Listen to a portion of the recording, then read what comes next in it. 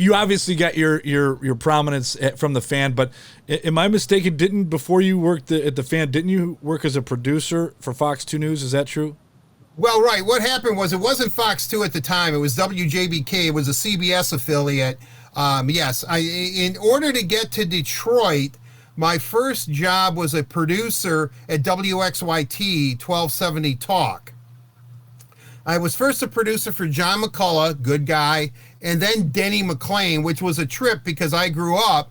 The 68 Tigers were like my team. I was in sixth grade when they won the World Series. And so I started there. Then I moved over to television.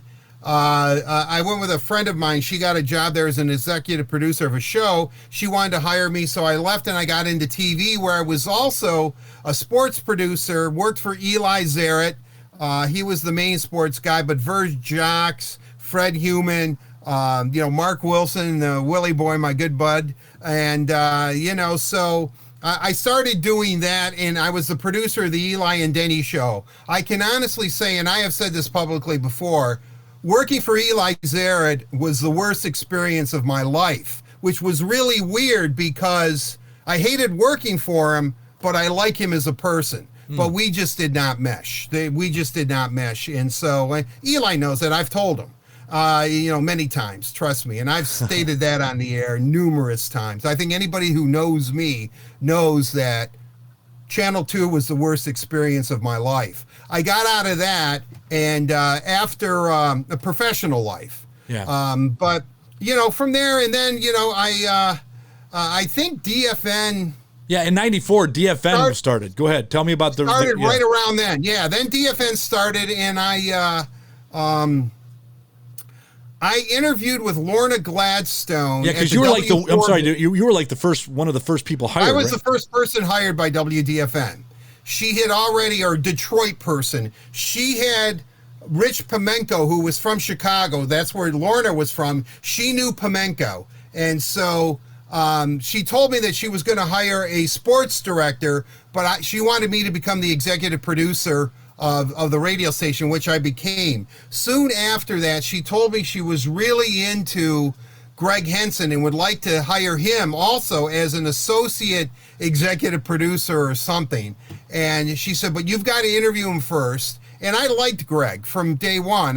Greg and I are still friends, and another guy I won't talk politics with. But, but aside from that, I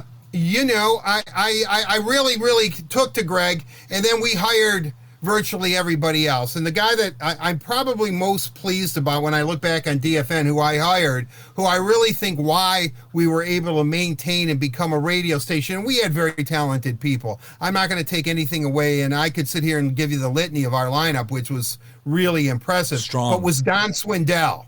Don Swindell, who was the imaging director, did all our voices, wrote most of our parody songs. I mean, we all chipped in. I think Don Swindell, who was kind of the imaging of the station, was a former musician and also an old radio dog. I think that Don Swindell's talent, which was varied in so many different areas, really allowed us as young radio talent and maybe not established in Detroit to calm ourselves down and grow. I really, really think, and you know what?